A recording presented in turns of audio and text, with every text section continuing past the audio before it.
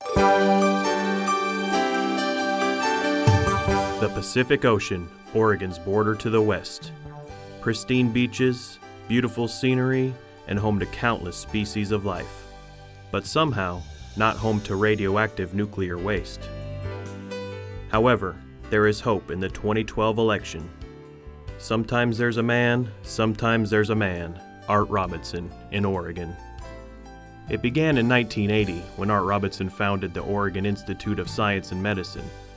And since most intellectuals live in survivalist compounds, we are truly blessed that from this cutting-edge facility, Robinson produces his curriculum and newsletter so that we may capture a glimpse of his genius and begin to paint the picture of a perfect world.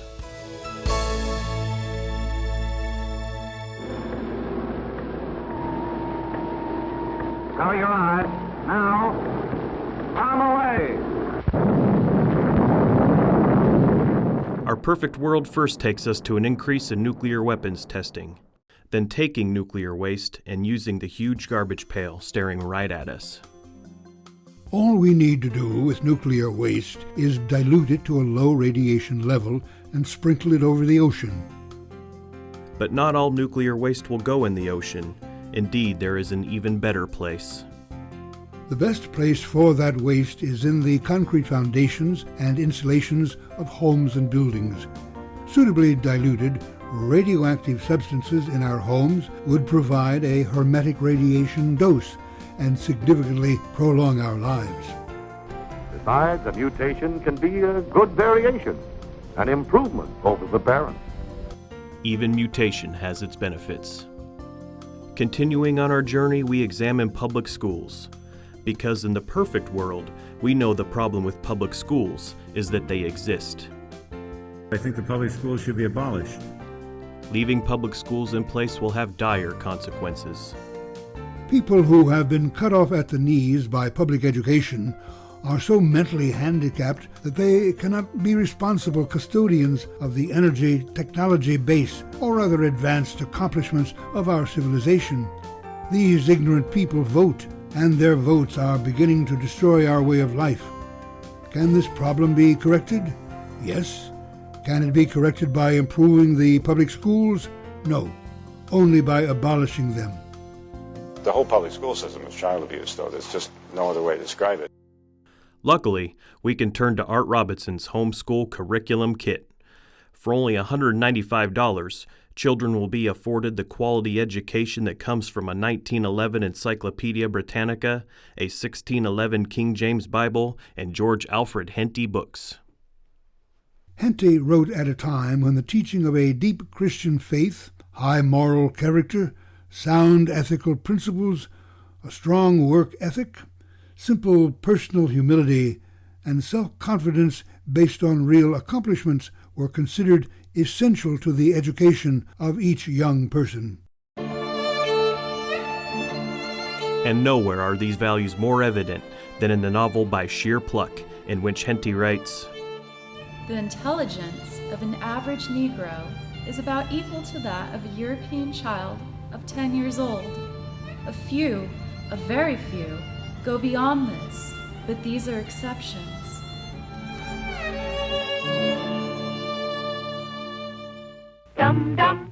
It is the advancement of socialism that has kept these highly enlightened texts out of circulation, as also happened with the videos that used to keep our children safe. You and you and you and you, duck and cover. Be sure and remember what Bert the Turtle just did, friends, because every one of us must remember to do the same thing. That's what this film is all about. Duck and cover. Thankfully, Art Robinson's book, Fighting Chance, brings the duck and cover technique back to life, even providing do-it-yourself plans for this state-of-the-art underground shelter.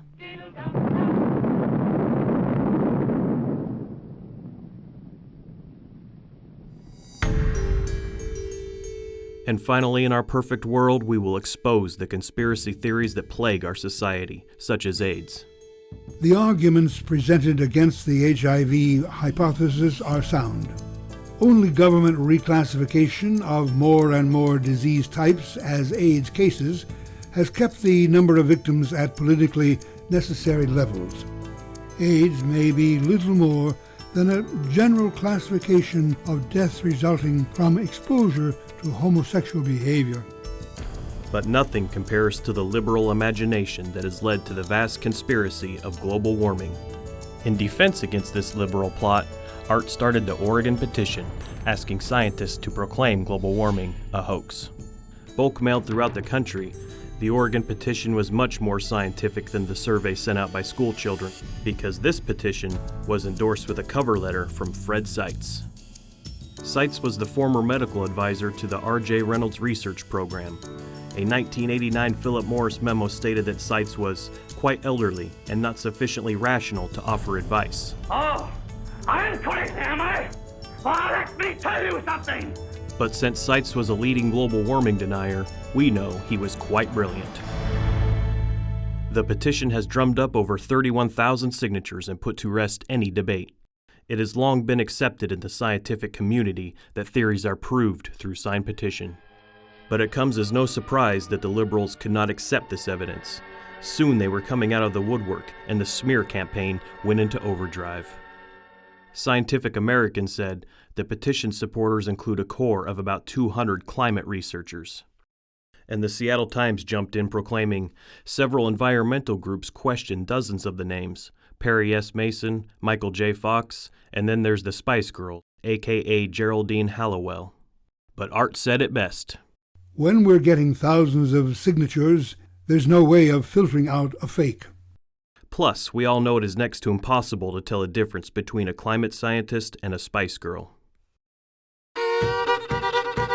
In 2010, we were denied, but in 2012, we've increased the odds of having the perfect world. That's because Art Robinson's son Matthew is also running for Congress in Oregon's 4th District. Isn't he adorable? Matthew, in his boyish charms, will be running in the primary election as a Democrat against 13-time incumbent Peter Defazio. The winner will face Republican Art in the 2012 general election. I think we'd have a pretty good chance of winning the thing. Well, gee, I don't know, Dave. I'm pretty rusty. Oh, that's okay, Pop. I can carry you. Young Matthew is just like his daddy. The Register Guard reported he couldn't identify any major political difference between himself and his father. And the reason for little Matthew's running is personal, because of a statement Defazio made. He called our family farm a survivalist compound on national TV. And it's a sheep farm. You're crazy.